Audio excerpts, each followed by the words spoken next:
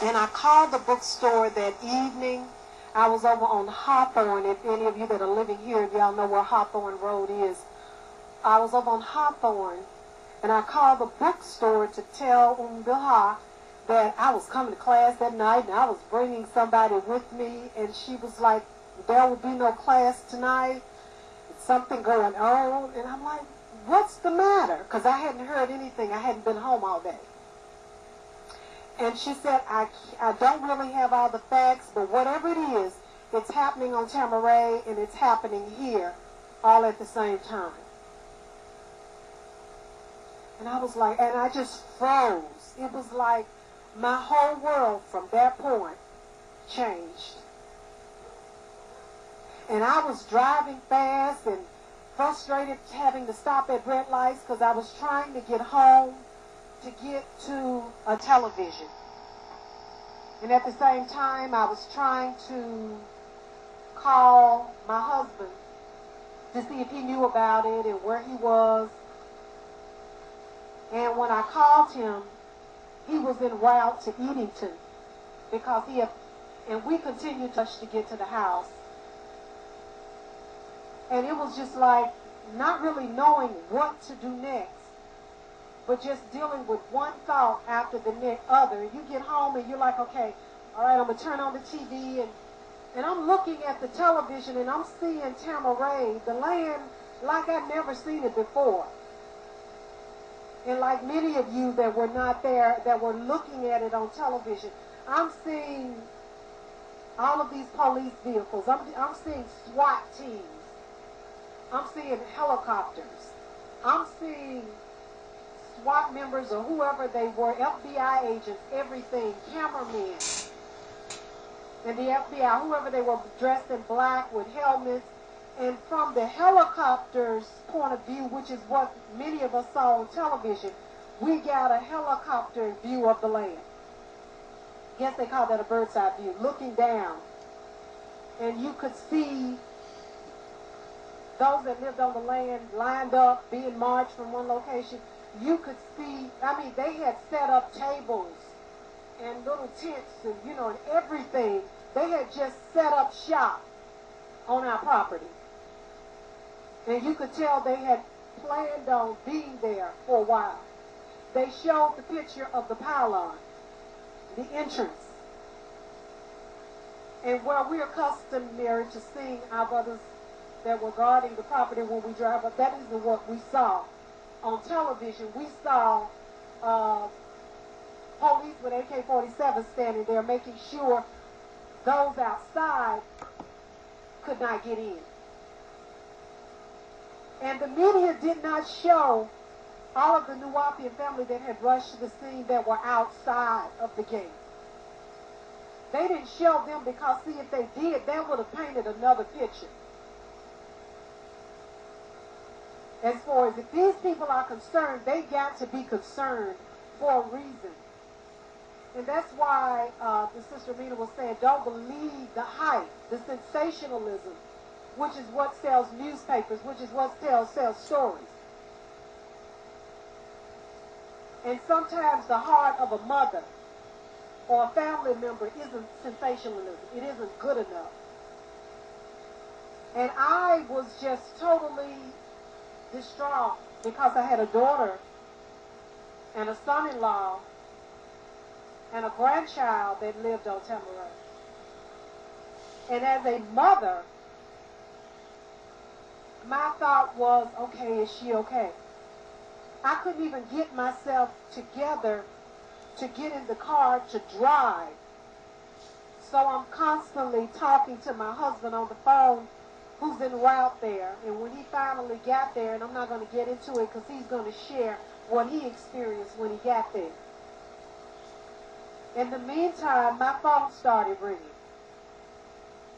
I was trying to call people, but I couldn't really call many people because people started calling me from all over the nation. And they had my phone number because I've been a member of this Nuwaubian community since 1989. Tennessee and Arkansas and New York and Washington. And they were saying, we're looking at it on television. We don't believe what we're looking. What is going on? And the first thing, of course, they wanted to know is, where's Doc? How is Dr. York doing? Is he okay? And I couldn't answer that.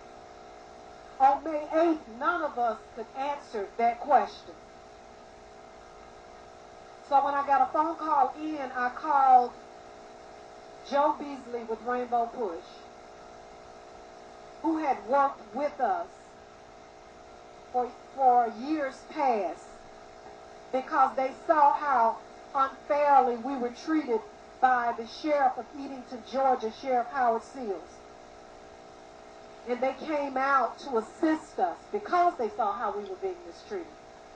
So I called him and told him what was going on. He had not heard about it. He said, "Well, really taken back by what he saw." So he said, "Let me make some phone calls. I will call you back. Do you know where Dr. York is?" And I said, "I'm on the land." I said, "From what I'm hearing, he's not on the land." So he said, "Let me make some phone calls and I will call you back." He called Janet Mathis with Rainbow Push, legal counsel for Rainbow Push, who lived in Athens, Georgia, who lives in Athens, Georgia, and who was in Athens at that time. She immediately got in her car and went to 155 Mansfield, went up under the yellow tape, and they were like, "Hold on, wait a minute, what you doing here?" She said, "I came to make sure my friend was okay."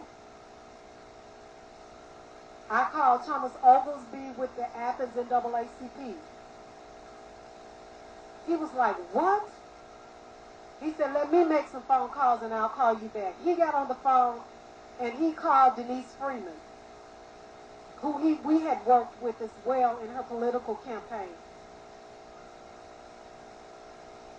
She, I believe, was in Washington County, Washington, Georgia, where she lived. She got in her car and drove to the jail in Edenton. And she was the one that called me back to let me know that they had Dr. York there. And people were continuing to call me from all over. But the hardest thing, I think, for all family members on Tamaray and off of Tamaray was for about 24 hours, we had no word. And it wasn't until the evening, May 9th, my birthday, that they showed him on television in handcuffs. They were bringing him out of the building. And I remember when I saw that picture, I could not actualize it in my mind. And I was like, "No, no, no, no, no, no, no." And I began to scream, and I went in the other room, and I began to pray. I mean, I think that's the hardest prayer I ever prayed. When I started praying, the sun was shining. When I finished, the sun had went behind the clouds, and it got dark. Because I prayed from here for a man that had been like a father to me and my daughter and her husband and my grandchildren and so many of us.